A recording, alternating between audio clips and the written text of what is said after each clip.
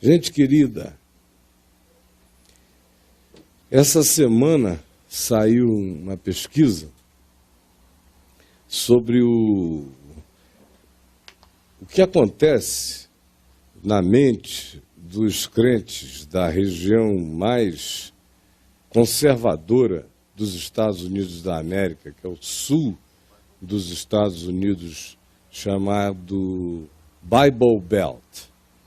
E o nome dessa pesquisa aconteceu na internet, e por causa da quantidade de acessos de cristãos a um determinado site, eles ficaram monitorando e surgiu um artigo daí, publicado, eu creio que anteontem ou ontem, numa revista, no Jornal Americano Eletrônico, muito interessante, chamado Googling God, que é buscando por Deus no Google.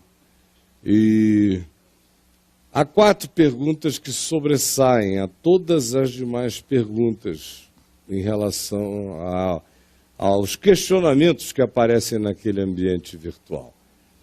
Número 1, isso, imaginem, numa população de evangélicos do sul dos Estados Unidos, do Bible Belt. Primeira pergunta é: quem criou Deus? Quem criou Deus? É uma pergunta extraordinariamente profunda.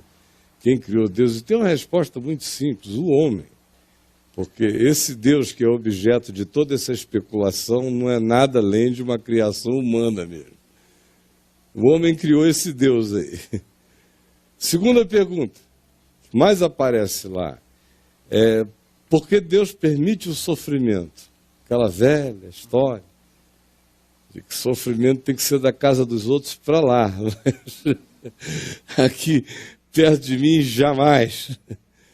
E eu quero viver num ambiente natural mais fisicamente previsível possível, e não incluo na previsibilidade do ambiente natural a possibilidade da anomalia, da disfunção, de um monte de outras coisas, tanto quanto de acidentes e coisas que façam emergir a impressão de sofrimento e de dor.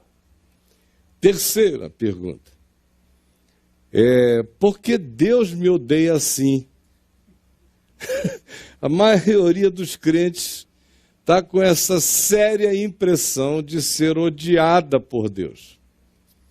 É muito interessante, porque mostra o que eles estão ouvindo acerca desse Deus. Deus esse que é tão inconcebível, que eles perguntam: quem será que o criou? Ora, esses mesmos que pregam para vocês e fazem vocês ficarem com a impressão de que Deus odeia vocês horrivelmente. E a última pergunta, depois dessa de por que Deus me odeia tanto, vem a quarta em importância: é: por que Deus precisa tanto de música, de canto e de louvor, louvor, louvor, louvor, louvor? Por que ele precisa tanto disso? E realmente é Deus mesmo que diz: eu não preciso de nada disso. Quem me dera houvesse alguém que fechasse as portas do que vocês chamam minha casa, porque do jeito que vocês vêm, mecanicamente trazendo isso, não façam nada. Eu não me comprazo em coisa alguma, a não ser no coração grato, nas expressões simples da vida. É o espírito de todo o ensino do Evangelho e de toda a Escritura, especialmente a repetição que diz: misericórdia no trato, nas relações, é o que eu quero de vocês, e não sacrifícios e sacrifícios, e cultos, como se eu fosse um carente de elogios, eternamente necessitado no meu narcisismo, infinitamente insatisfeito de ser relembrado de dia e de noite que eu sou quem eu sou. Aliás, eu até criei tudo que eu criei por causa da minha solidão, porque eu era uma divindade com síndrome do pânico, em profunda depressão, em algum lugar não lugarizado, de um ambiente não dimensionalizado, estava eu perdido e disse, para que tanto poder, tanta sabedoria, tanta onipresença, se não tem espaço-tempo, nem dimensões, nem presenças para apreciarem a minha santa presença. Então criarei essas presenças e assim me ocuparei, mesmo que sejam horríveis, mas pelo menos serei um Deus ocupado. Por que que Deus precisa tanto de adulação? É porque a primeira pergunta não foi respondida com honestidade. Esse Deus que precisa é o Deus que nós criamos. As crianças vão com a tia Natércia, as crianças de 3 anos para cima, tia Natércia. Vão seguir a tia Natércia até ali atrás, por favor. Todas as criancinhas de 3 anos para cima. 5 anos? 5 anos para cima, então. Tá bom. Obrigado, queridos. Olha aqui. Então, essa pesquisa que eu li hoje de manhã me deixou pensando no significado do que as pessoas ouvem acerca de si mesmas, do Evangelho, de Deus, de Jesus, e das compreensões que elas vão desenvolvendo. Na maioria apenas ouve de terceiros, apenas vai a um lugar para ser informada, supostamente, sobre Deus e a vida segundo Deus. Isso conforme, na maioria das vezes, a cabeça do propagador das ideias. Muito pouco afeito e conhecedor e íntimo da Escritura e do Evangelho. A maioria são apenas anunciadores de clichês, desconexos, desencontrados, antitéticos, irracionais, absurdos, mas que são repetidos, e os indivíduos acham que, porque não conseguem compreender nada, a razão pela qual não compreendem é porque é profundo demais para entenderem. Mas eu lhes digo, não é profundo demais para entenderem. É porque é absurdo demais para ser compreensível. Por isso é que você não compreendeu e ninguém compreende. Aí, depois de anos e anos e anos no lugar, fazem essa pergunta: quem criou Deus? Por que será que Deus me odeia tanto? Por que Ele não impede o sofrimento? Por que Ele precisa ficar sendo adulado? É a angústia de quem não entende porque tem que ir a um lugar não sei quantas vezes por semana e cantar a mesma coisa, olhando para o céu para poder satisfazer essa necessidade divina. Então, a maioria recebe a informação de terceiros. Muito pouca gente lê as Escrituras.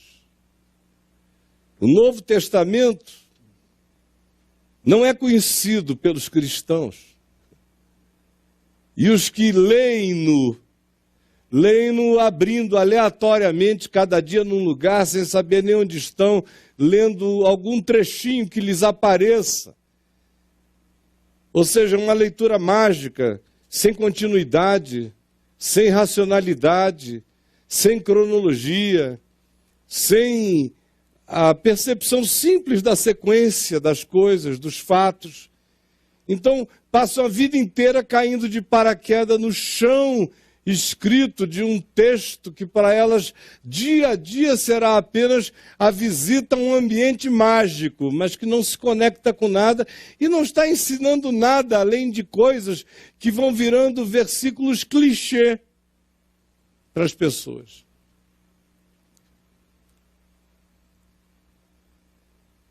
aí não entendem mesmo, não tem nenhuma afinidade nem com a informação de primeira mão.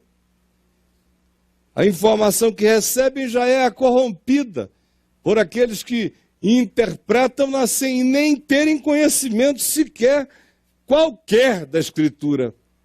Eu lhes digo com a cara mais limpa do mundo, qualquer, não sabem nada. E são ensinadores de milhões e milhões de indivíduos que daí em diante dizem, recebi Jesus.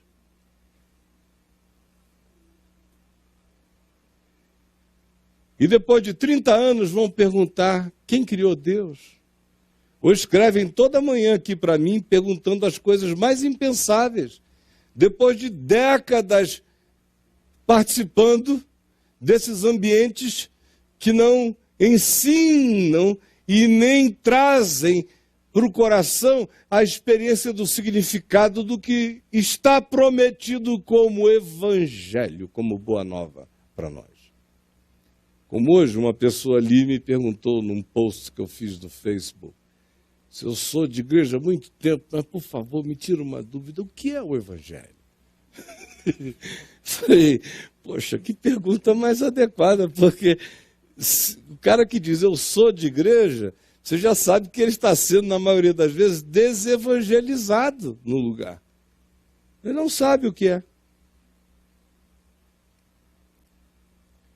Ora, isso nos deixa num estado em que a grande maioria de nós está exatamente onde Jesus encontrava as pessoas que não tinham encontrado nada ainda.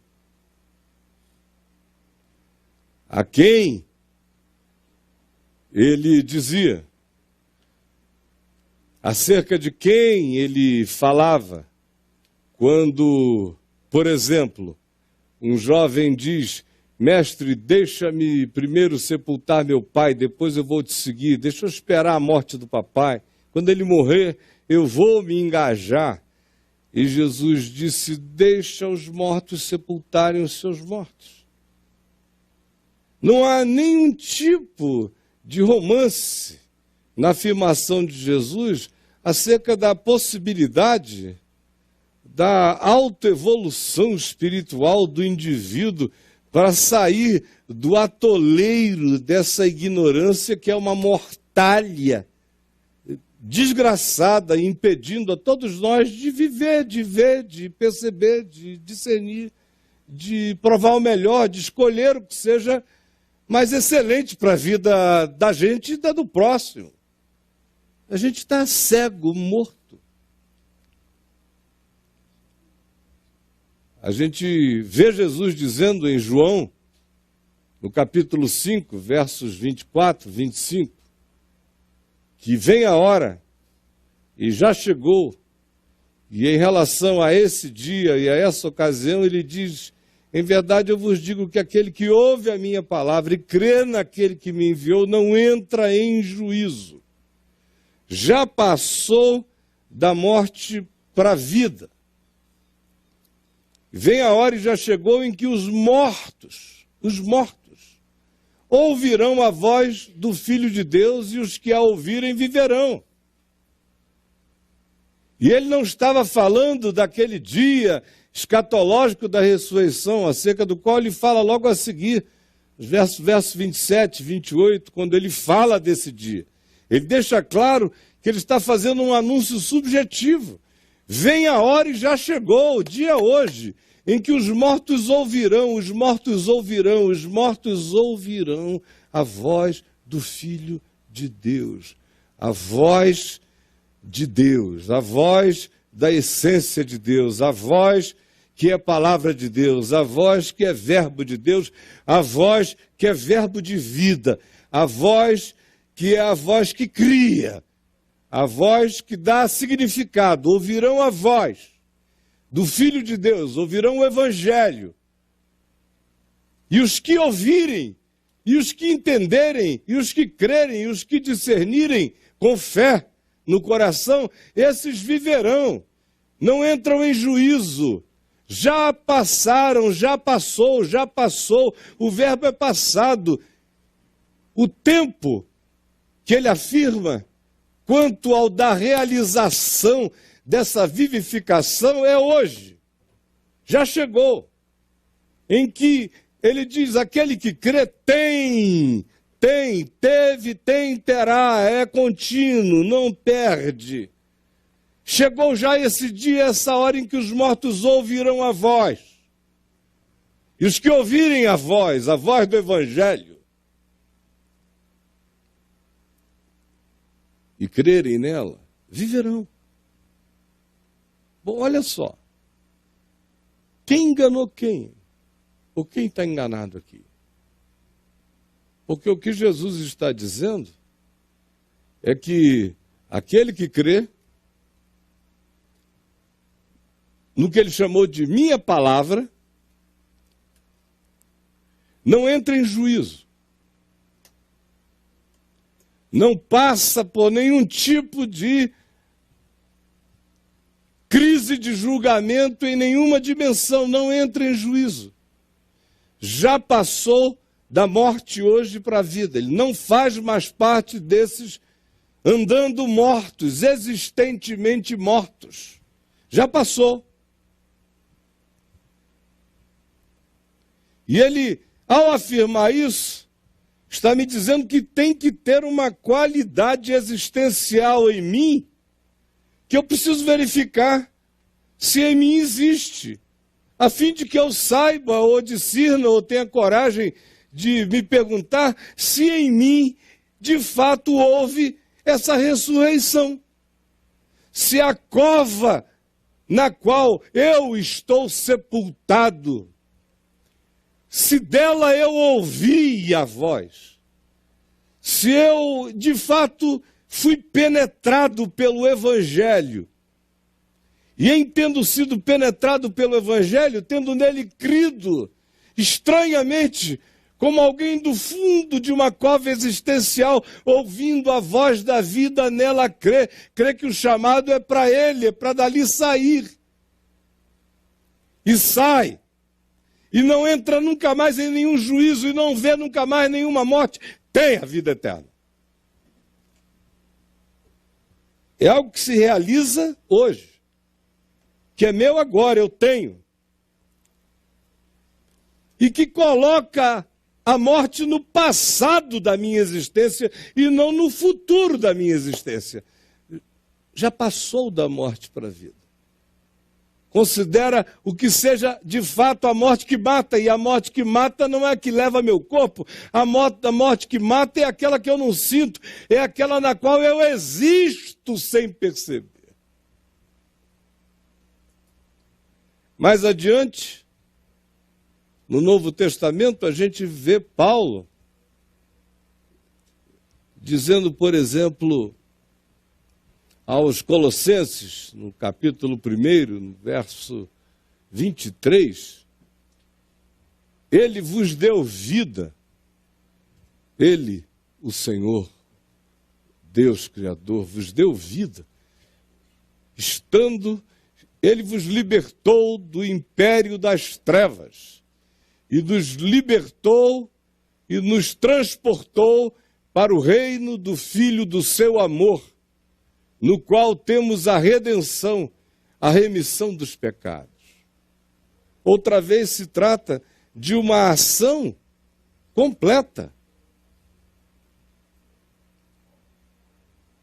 Ele nos libertou do império de trevas mentais e espirituais, sobre os quais Paulo falará um pouco mais adiante. Nos libertou. E nos transportou, é tudo passado. Me tirou disso e me transportou para uma outra dimensão e possibilidade real, que é a experiência do reino. Do reino. Jesus disse que o reino de Deus está dentro de nós, não estaria hoje entre nós com visível aparência, mas apenas na interioridade do coração. Nos transportou aqui dentro de um lugar de escravidão, de culpa, de angústia neurótica, de dominação despótica, de pecados e condicionamentos e incapacidades de se resolver, e nos transportou, nos libertou e nos transportou para um lugar de pacificação, para um reino de certeza de paz, de confiança. Já aconteceu, tem que ter acontecido. Quem enganou quem? Foi o evangelho que prometeu demais e não entregou, ou somos nós que de fato não fizemos a viagem da experiência dessa promessa? Quem enganou quem?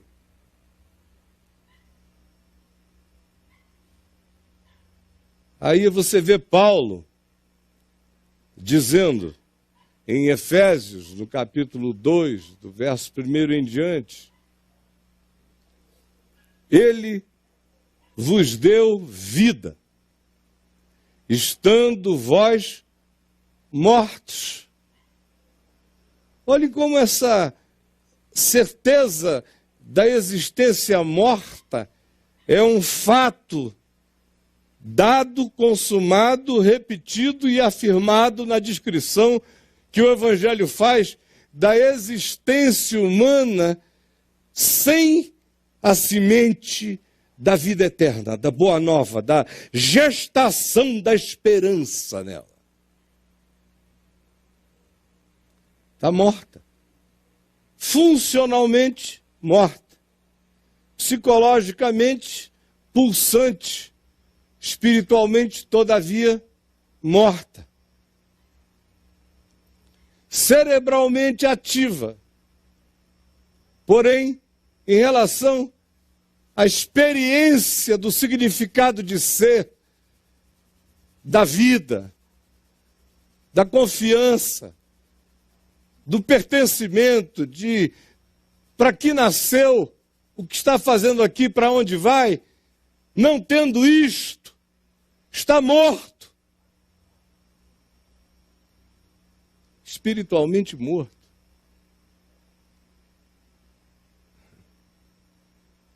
E o Evangelho é peremptório nessas afirmações.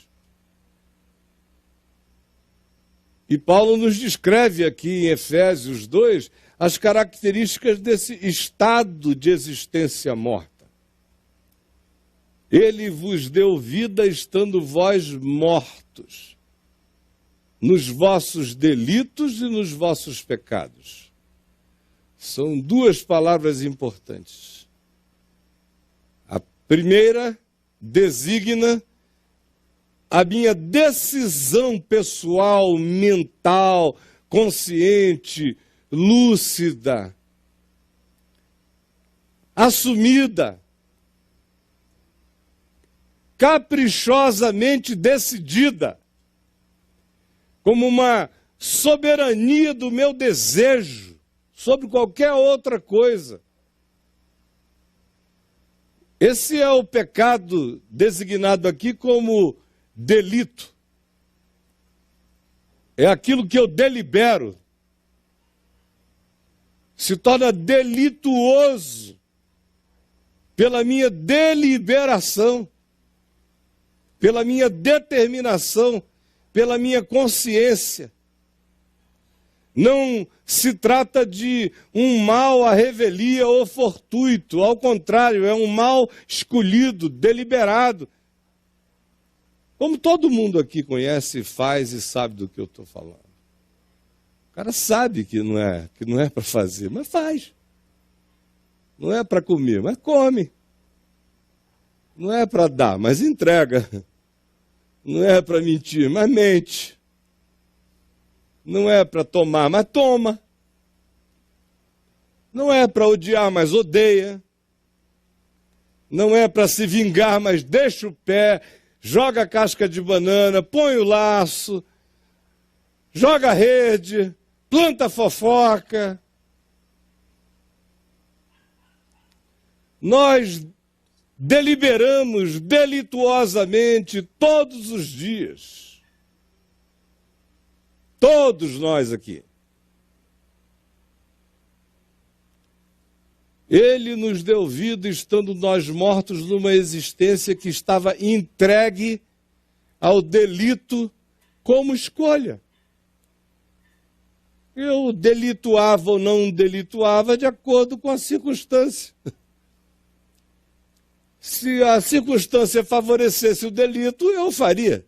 Se não favorecesse o delito, eu me controlaria, só porque, por esperteza, eu não quero ser apanhado. Do contrário, eu decido em favor da delituosidade. Só não pode haver flagrante. Segunda palavra que Paulo diz, e define e afirma como caracterizando esse estado de existentemente morto, é pecado, que é a palavra grega amartia, que significa um desvio na natureza.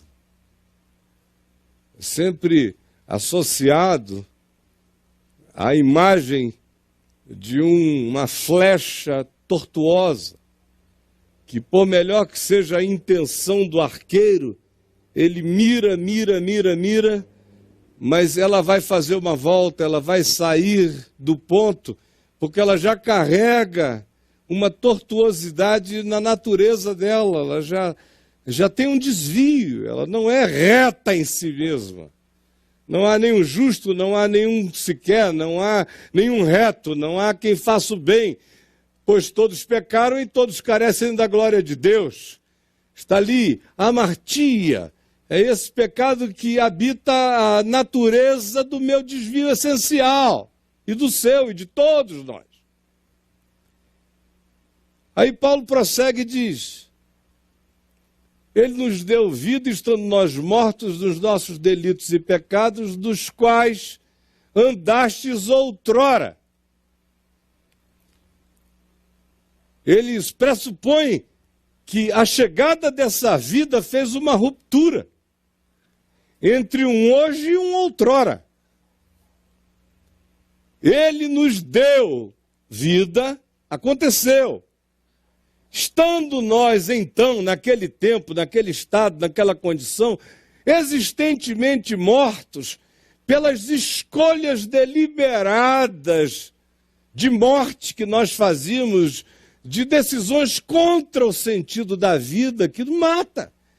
E também porque na nossa natureza a propensão já era absolutamente inata naquela direção, mas ele nos deu vida. Foi uma ação dele, foi uma intervenção dele, já é passada. Ele diz, isto aconteceu e naquele tempo todos nós andávamos, outrora, no que ele vai descrever agora como sendo a produção de uma mente entregue ao delito e ao pecado.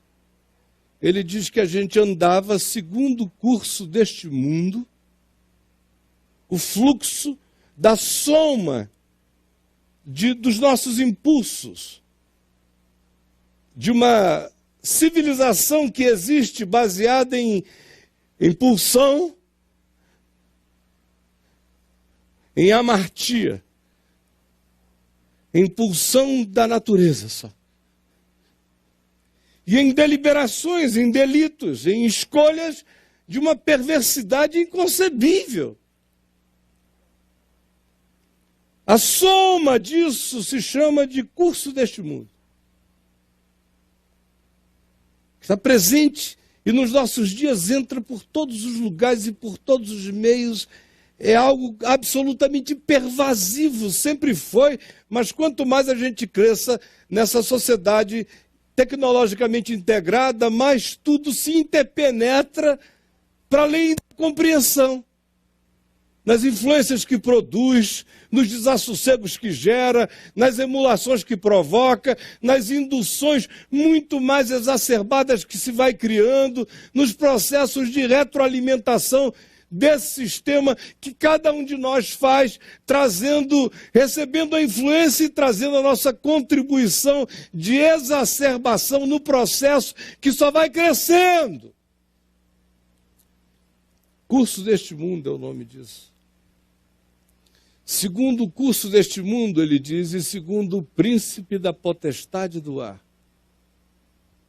Dessas forças espirituais do mal, dimensões e camadas dimensionais atravessando, penetrando, sugerindo,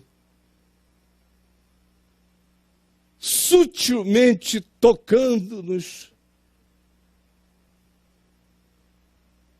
ampliando, aumentando, exacerbando aquilo que naturalmente de nós emana da natureza desviada e da decisão perversa do ser.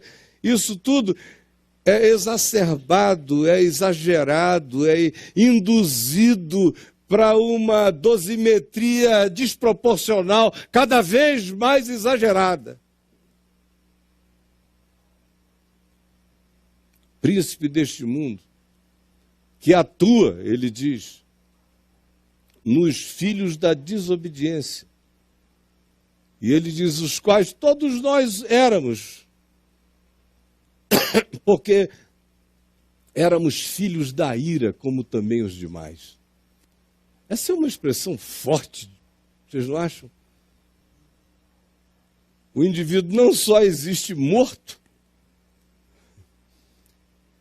em pulsões, só pulsões de morte, que acabam viciando na morte, e ele passa a deliberar, a colaborar, a ser coparticipante da escolha da morte. A existência dele se agrega de outros e a soma dessas existências cria uma civilização, um espírito civilizatório, que aqui é chamado de curso deste mundo, um fluxo. Penetrado, pervadido, tanto coletiva quanto individualmente, por forças espirituais, fazendo com que cada indivíduo vá se tornando um cidadão da ira, um filho da ira. O cara vai sendo gerado, vai sendo produzido pelo processo da perversidade. Olha, a gente não vê todo dia crianças nascendo de mães que não queriam ter os filhos, ou de pais em relação a quem a mãe teve que fugir, se refugiar na casa de um parente para ter o filho, sem o cara perseguir, para abortar. Cada um de nós aqui conta histórias dos seus ancestrais e das doenças para trás, que mostram que até do ponto de vista da nossa relação familiar, todos nós somos, de certa forma, nessa medida também familiar, filhos da ira. Nascemos de gente raivosa, de gente sem piedade, de gente mal resolvida muitas vezes, de ambientes de profundo paroxismo nos sentimentos, de antagonismos. Fomos sobrevivendo a isso tudo, isso só nessa dimensãozinha da ancestralidade. Agora, se a gente pensar em outras coisas, em outras dimensões, ser filho da ira, basta ser filho dessa geração. Cada vez mais, eu abro, por exemplo, as redes sociais e vejo literalmente a manifestação dos filhos da ira. É um pessoal irado, com raiva, com muita raiva. Raiva acima deles, abaixo deles, raiva deles, neles, raiva. São pacotes de ira. Olhe para o mundo e veja, tem alguma dúvida de que a gente está habitando num planeta da ira? O nome desse planeta podia ser irado, num mau sentido do termo, não no bom. Esse é um planeta irado no bom sentido, exceto pela ira humana. Filhos da ira.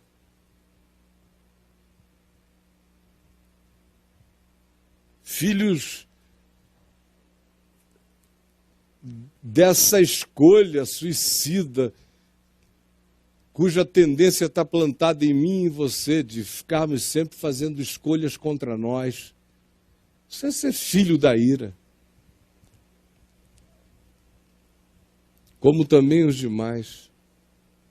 Isso é estar morto. Isto é existir morto. Nessa condição, a gente está existindo morto.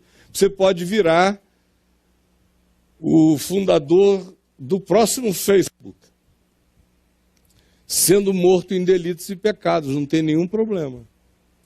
Não tira a sua funcionalidade planetária, ao contrário, às vezes até exacerba um pouco mais.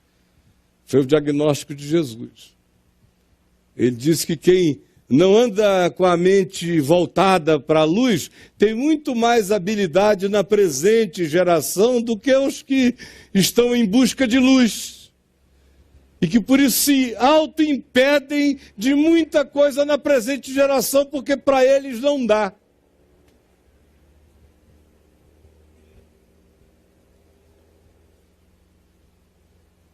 Existir morto é existir assim.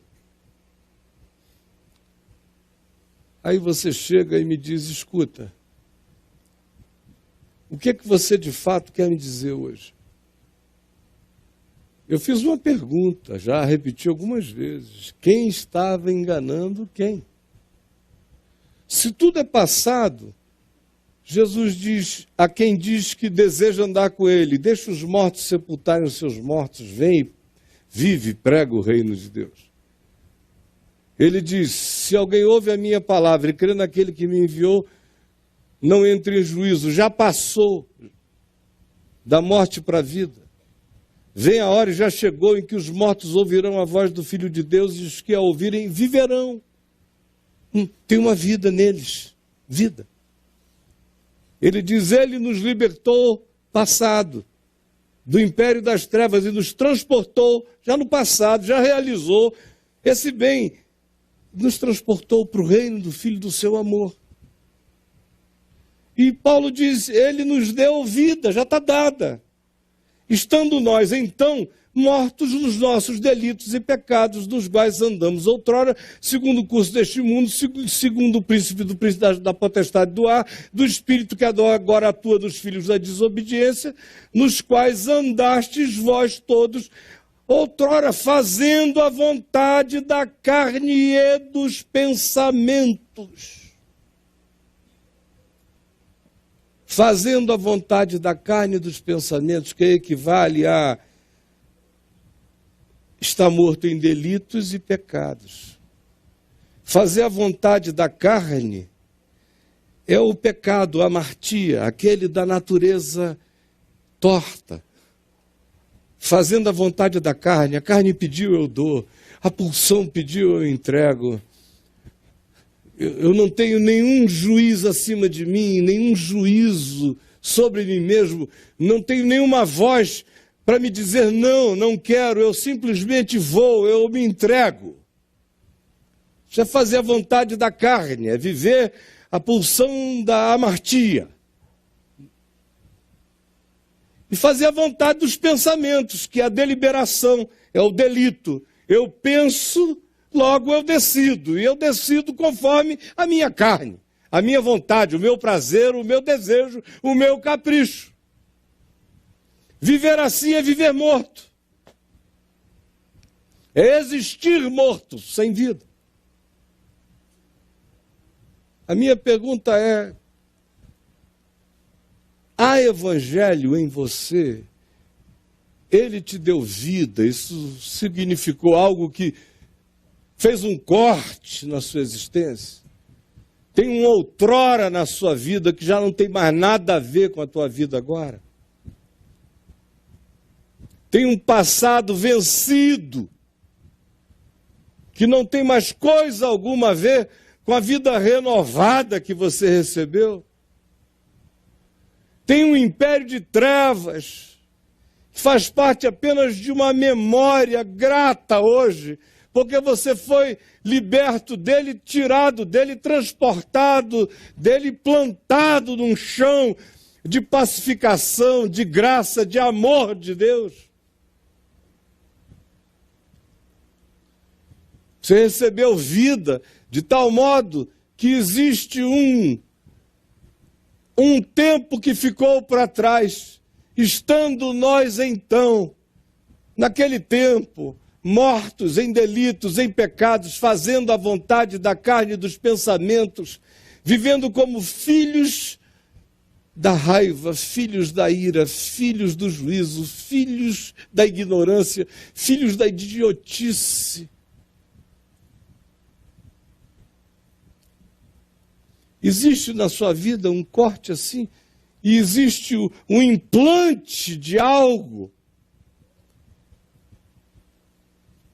que honestamente seja vida, evangelho, esperança, Cristo em ti, uma glória, uma certeza, uma confiança. Hoje a gente estava almoçando com a família aqui perto de casa, e os netinhos que moram e vivem aqui estavam lá conosco, e todos os filhos que também aqui vivem comigo e com a Adriana, estava gostoso ali. E aí lá pelas tantas a Juliana, minha filhinha caçula, falou: pai, deixa eu contar. Aí virou para o Mateus e falou: posso contar para o seu avô aquilo que a gente estava conversando ontem à noite? Aí ele: não, mãe, depois eu falo com o vovô, mas o vovô já sabe, ele todo na dele. Aí ela esperou uns 10, 15 minutos, aí lá pelas tantas voltou e não pediu licença ao bichinho, já foi narrando. Né? Falou: sabe o que é? A conversa é longa. Foi ele até que puxou o assunto e tal, mas é longa a conversa. Mas o final é o seguinte, era sobre a morte. Aí eu falei à minha filha, virou-se para o filho de 9 anos e falou: mas você então não tem nenhum medo de morrer? Aí ele falou: eu? Por quê? Eu sei que é muito melhor. Aí ela falou: como você sabe? Ele falou: eu sei no meu coração, eu sinto, eu sei que é melhor do que tudo. Eu, medo de morrer, eu nunca. E ela ficou tão comovida. Eu fiquei pensando, né, como a pureza de Jesus nos diz isso com toda a simplicidade, que o reino de Deus está no coração dos pequeninos e de qualquer um que carrega essa confiança, essa entrega, fica grávido de vida eterna. Ouve essa palavra e crê, já passou da morte para a vida. Um monte de coisas se tornam outroras. Eu não faço mais a vontade da carne nem do meu pensamento. A minha carne está sob a decisão e o comando do meu espírito, da minha lucidez, da minha consciência. Eu digo sim quando é fome saudável, quando é apetite normal. Digo não quando é fome de morte, quando é apetite mórbido. Minha carne é minha e eu mando nela, tem que ser assim. E o fortalecimento interior no Espírito Santo tem que causar esse poder. Estar vivo é poder falar com a força da carne em mim e dizer não, quando for não, e sim, quando for bem-vindamente sim.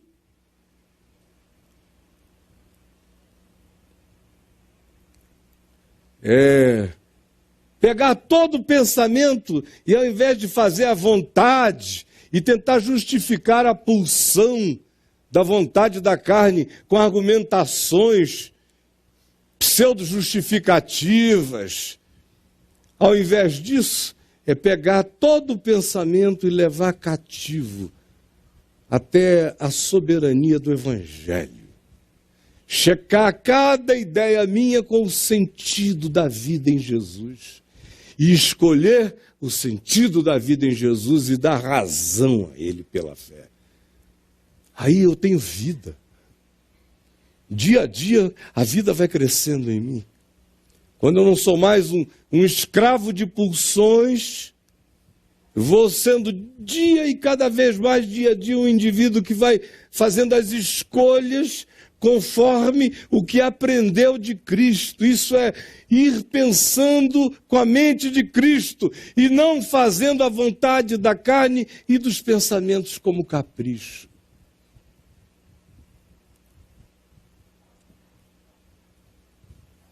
Isso já aconteceu e está acontecendo na vida de todo aquele que creu e continua crendo. Não pode ser pior do que isso. Tem que ser no mínimo assim. Se não for, você vai ficar 30 anos aqui, no fim vai perguntar quem criou Deus. Não vai sair das mesmas idiotices. Você pode até não fazer essa pergunta idiota, porque filosoficamente você seja mais bem preparado, mas no coração você vive com uma angústia de será, será, será, será. Como a maioria dos que eu conheço, creem no Deus será. Não é no Deus Jeová, nem é em Jesus, é no Deus será. Que será, que será? Será que, meu Deus, que será, que será? Hoje em dia tem uns que perguntam assim, cantam, quem será, quem será? Serás tu, meu Deus, quem serás, quem serás? Meu Deus, é horrível existir assim. E o cara é cristão, discípulo de Jesus. Mas não aconteceu nada contigo. E se você entrou com toda a sinceridade, das duas uma, ou Jesus enganou a gente, ou você seguiu sinceramente, com sincera ignorância, o que não era evangelho. Porque se for evangelho, vai realizar essa boa novização no seu ser. A vida vai desabrochar da existência morta, em delitos e pecados, fazendo a vontade da carne e dos pensamentos. E vai dar lugar às deliberações da fé, que são potencializadas, fortalecidas, comovidas em mim, mexidas em mim, provocadas em mim, por essa certeza de que tudo isto aconteceu por causa de uma loucura inexplicável. Inexplicável.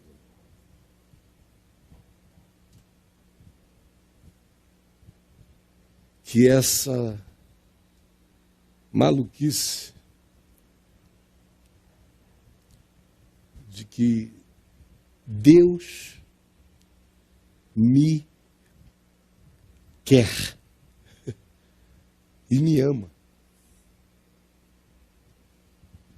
E estando eu morto nos meus delitos e nos meus pecados, e eu não fui econômico nos meus pecados pulsionais, eu era extremamente autoindulgente com as minhas pulsões. Bateu o desejo, eu sou um servo do desejo. E fazendo a vontade da carne e dos pensamentos. Uma habilidade imensa para auto-justificar a delituosidade e praticá-la de maneira perdulária, ampla. Eu morto, e ele me amou e me deu vida, juntamente com Cristo Jesus. Quando Jesus ressuscitou de entre os mortos, eu ressuscitei com ele, aí você diz, bom, eu creio que Jesus ressuscitou, e eu também creio na teoria de que quando ele ressuscitou, eu ressuscitei com ele. Se for teoria, não vai realizar nada. eu tenho que saber mesmo que Ele ressuscitou e que eu ressuscitei com Ele. E já estou assentado nos lugares celestiais em Cristo Jesus. Eu já sou filho da eternidade, já passei da morte para a vida, já estou para além da culpa, para além do medo, para além do juízo. E aí, meu coração se enternece em saber que isso tudo foi feito gratuitamente. Pela graça sois salvos, mediante a fé. Isto não vem de vós, é dom também de Deus. E não vem de nenhuma produção de autojustificação nem de justiça própria, para que a gente não termine endiabrado no processo, possuídos e carcomidos de soberba e de condenação, para que ninguém se glorie. É que é tudo de graça. Quem crê está dentro.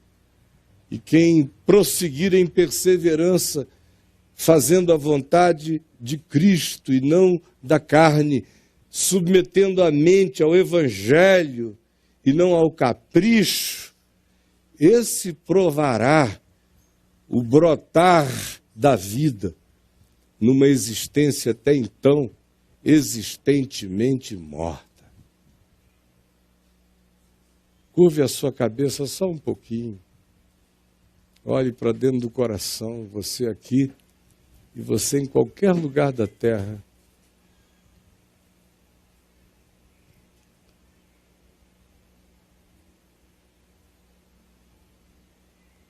Tem uma parte disso tudo que tem a ver com a nossa apropriação em fé.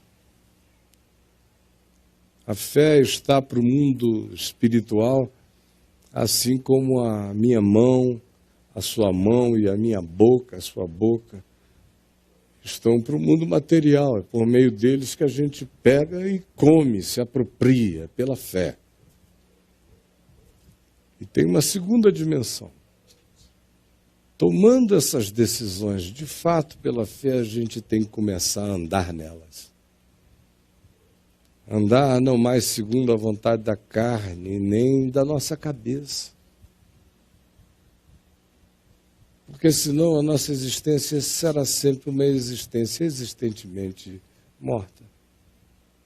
E nunca vai carregar a qualidade da vida de Cristo Jesus e do Evangelho.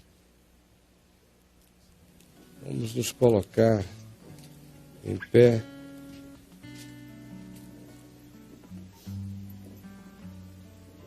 Vamos orar por todos esses que pediram oração e por nós mesmos e por todo aquele que surgiu no seu coração agora como alguém por quem você deseja orar.